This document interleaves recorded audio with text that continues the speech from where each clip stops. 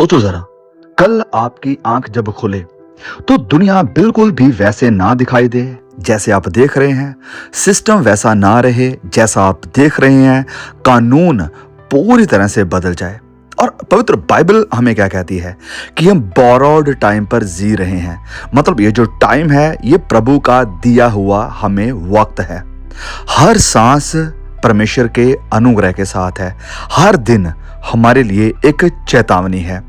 और आज कलीसियाओं में, आज चर्चेस में प्रोस्पेरिटी की तो बात बहुत हो रही है, आशीषों की बात बहुत हो रही है, डोमिनियन की बात बहुत हो रही है, लेकिन एक सबसे बड़ा टॉपिक चुपचाप नजरअंदाज कर दिया जा रहा है और वो है मसीह यीशु के आगमन के लिए तैयार होना।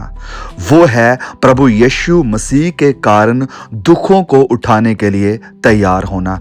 वो है कलीसिया को स्ताव के लिए तैयार करना। अर्ली चर्च जो पहले समय की कलीसिया थी वो ये मानती थी कि हम अंतिम दिनों में हैं। पवित्र बाइबल ये साफ कहती है। और जो रिफॉर्मर्स आए फिर उन्होंने सोचा कि अब अंत करीब है। अगर वो अंतिम दिनों में थे, अगर तब अंत करीब था, तो हम तो आखिरी क्षणों में जी रहे हैं। वक्त आ चुका है, स्टेज सेट हो रही है और सारी कायनात का बादशाह बहुत जल्द वापस आने वाला है। पवित्र बाइबल कहती है कि हम सब उसके साथ उठाए जाएंगे। कलीसिया का मसीह यीशु के साथ उठाया जाना ये कोई हॉलीवुड फिक्शनल मूवी नहीं है, ये पवित्र वचनों का बहुत बड़ा वायदा है। यही कलीसिया की उम्मीद है। यही कलीसिया की उम्मीद है कि एक दिन हम इस संसार से मसीह यीशु के आगमन के दरमियान या मसीह यीशु जब आएंगे उस समय उठा लिए जाएंगे। यही हमारा विश्वास है, यही हमारी उम्मीद है, यही हमारी उम्मीद है। तो उठाए कौन जाएंगे? जो मसीह के साथ वफादारी से चल रहे हैं, जिन्होंने अपने गुनाहों से मन फिराकर मसीह यीशु पर विश्वास किया है अपने पापों से उद्धार के लिए। तो कलीसिया, आज सवाल हमारा ये नहीं होना चाहिए कि मसीह यीशु कब आएंगे, कितने दिन बाद आएंगे, कितने सालों बाद आएंगे। सवाल हमारा ये होना चाहिए कि क्या मैं तैयार हूं? क्या मैं तैयार हूं? मत्ती अध्याय 24 और अध्याय 25 में प्रभु यीशु ने अंतिम समय का एक रोड मैप अपने चेलों के सामने रखा और जो हमें भी बहुत कुछ सिखा कर जाता है। और चलिए हम देखते हैं 6 ऐसे चिन्ह जो चिल्ला चिल्ला कर कहते हैं कि हम अंतिम क्षणों में हैं। हम अंतिम क्षणों में हैं। तो पहला साइन है lawlessness, Wars and rumours of war. मतलब अधर्म का बढ़ना और युद्ध और लड़ाइयों की चर्चा का सुनाई देना।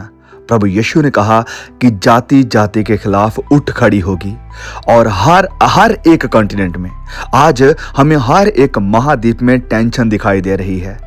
जब हम अपने संसार को देख रहे हैं और खबरों को सुनते हैं तो ऐसा लग रहा है कि बस तीसरा विश्व युद्ध शुरू होने ही वाला है। ये देश उसके खिलाफ बोल रहा है, वो दूसरे के खिलाफ बोल रहा है और तीसरा इसके खिलाफ बोल रहा है। मतलब हर जगह टेंशन दिखाई दे रही है, हर जगह बॉर्डर्स पर हमें युद्ध छिड़ते हुए दिखाई दे रहे हैं। और ये लड़ाई सिर्फ बॉर्डर्स पर ही नहीं है, ये हमारे मनों में भी चल रही है, ये हमारे देशों के अंदर चल रही है, ये हमारी स्टेट्स के अंदर चल रही है। ये लड़ाई हमारे समाज में बढ़ती जा रही है। धार्मिकता का रूप खत्म हो रहा है और अधार्मिकता नॉर्मल हो चुकी है।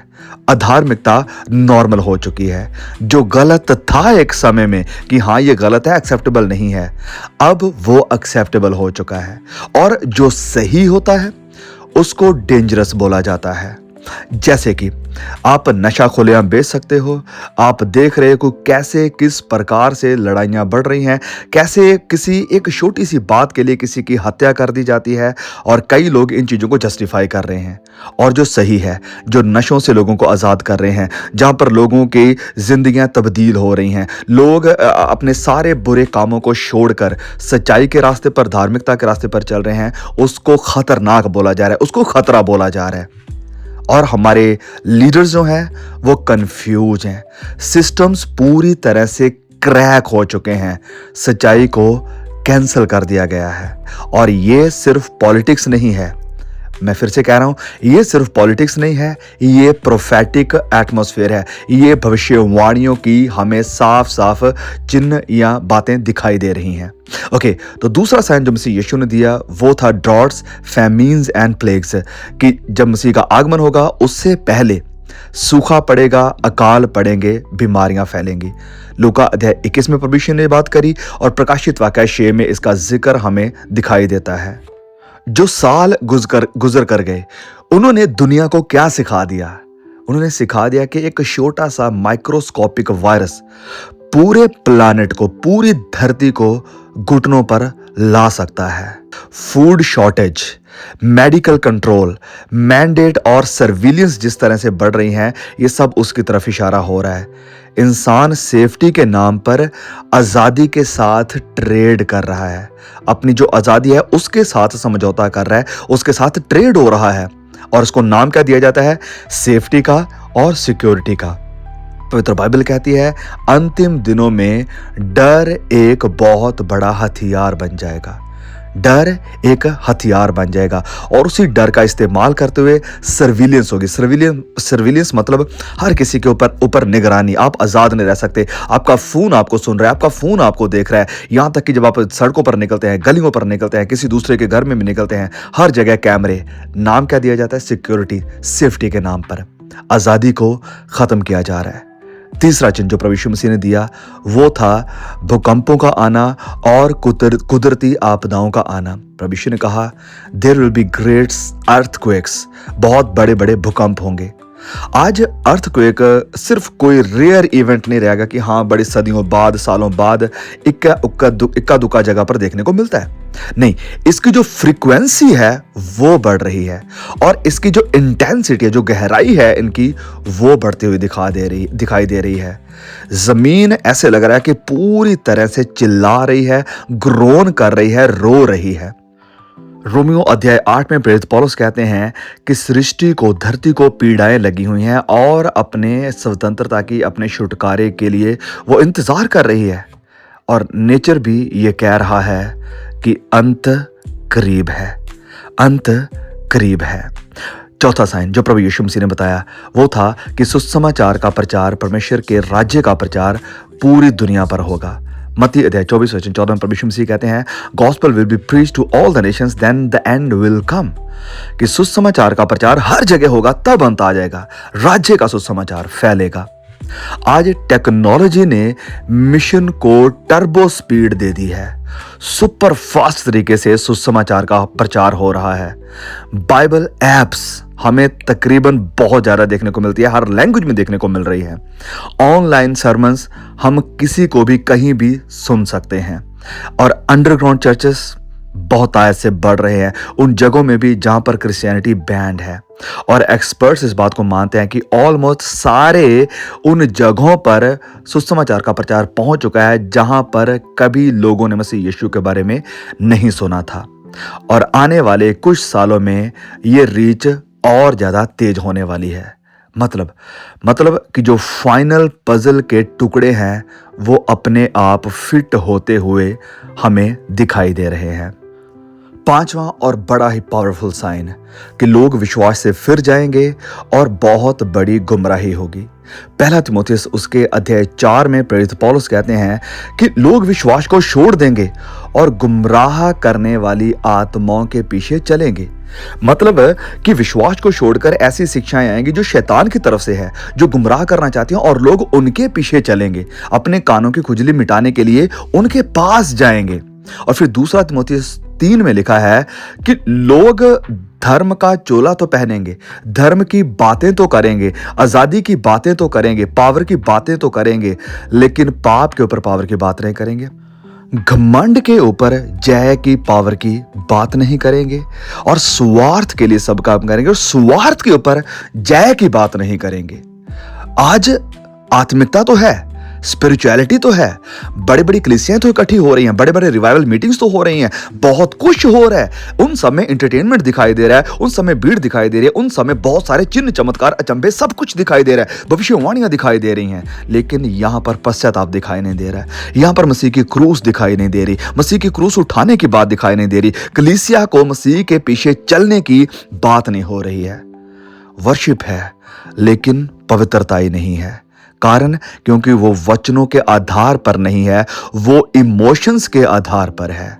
प्रभु यीशु का नाम तो है लेकिन मसीह की लॉर्डशिप का, मसीह के राजा होने का, मसीह के सॉवरेन होने का इनकार किया जाता है कि वो कंट्रोल नहीं करता, वो पावर नहीं रखता, कंट्रोल हमारे हाथ में है, पावर हमारे हाथ में है, अब उसके हाथ में नहीं है। इस चीज़ का इनकार कर दिया जाता है और इसे कहा जाता है विश्वास से फिरना।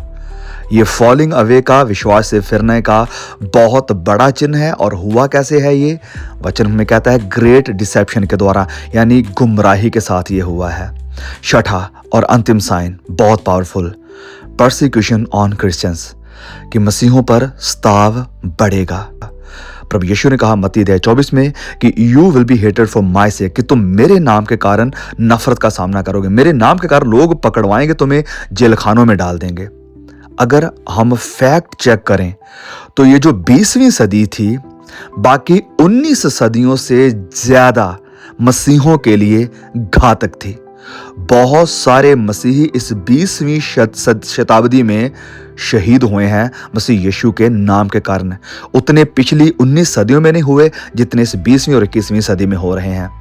आज भी, आज की डेट में भी अनगिनत विश्वासी मसीह यीशु के कारण अलग अलग जगहों में शहीद हो रहे हैं। और अगर हम बात करें उन देशों की भी जो कि एक समय मसीह देश हुआ करते थे, एक समय जिनको हम कहते थे कि वो क्रिश्चियन नेशंस हैं, वहां पर भी ये स्ताव बढ़ रहा है।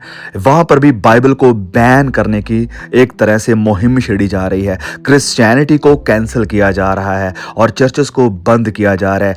क्रिश्चियन की, मसीहों की और मसीही की खुलेआम मौकरी होती है, मसीह का मजाक उड़ाया जाता है। यहां पर मसीह की बात करने को सेंसर कर दिया जाता है, बंद कर दिया जाता है, प्रेशर डाला जाता है कि तुमने बाइबल की बात नहीं करनी है। कारण क्योंकि जो मसीह की क्रूस है वो हमेशा ऑफेंड करती है, करती थी, करती है और करती रहेगी। अब ये जो मैसेज है, ये जो बात आज हमने सीखी है, ये जो चिन्ह हमने देखे हैं, ये मैसेज आपके अंदर डर को पैदा करने के लिए, चिंता को पैदा करने के लिए नहीं है। ये मुझे और आपको, कलीसिया को जगाने के लिए है। प्रभु यीशु आ रहे हैं, अंत करीब है। क्वेश्चन ये नहीं कि साइन सच है या नहीं, सवाल ये है कि अगर आज रात कोई आपके रूम में आए, आपके सर पर, आपके माथे पर बंदूक रखे और कहे मसीह यीशु का इनकार करो नहीं तो तुम्हें ख़त्म कर दिया जाएगा, कि आप खड़े होंगे और कहेंगे मारो लेकिन मसीह का इनकार नहीं करूंगा? अगर कल को ही आपके पूरे परिवार को बंदी बना लिया जाए और कह दिया जाए कि अगर तुम मसीह का इनकार करते हो तो तुम्हें छोड़ दिया जाएगा, अगर नहीं करते तो एक एक करके सबको ख़त्म कर दिया जाएगा, क्या हम तैयार हैं इस ताव के खिलाफ खड़े होने के लिए? अगर आज रात आपका प्राण आपसे ले लिया जाए, क्या आप तैयार हैं मसीह यीशु से मिलने के लिए? कलीसिया, इस बात को ध्यान से सुने, सोने का टाइम नहीं है, सोने का टाइम खत्म हो चुका है। ये जगने का टाइम है, आंखें खोल कर चलने का टाइम है। संसार में जो कुछ हो रहा है इसको देखकर उठने का टाइम है, पश्चाताप करने का टाइम है और अपने आप को तैयार करने का टाइम है, क्योंकि राजा दरवाजे पर है, क्योंकि दुल्हा अपने दुल्हन को लेने के लिए आ रहा है। क्या आप तैयार हैं? May God bless you. Please इस मैसेज को शेयर करें और भाई बहनों तक पहुंचाएं। हम दोबारा आपसे मिलेंगे एक और नए वीडियो के साथ। तब तक के लिए खुदा मुझे, आपको, हम सबको संभाल के रखे। आमीन।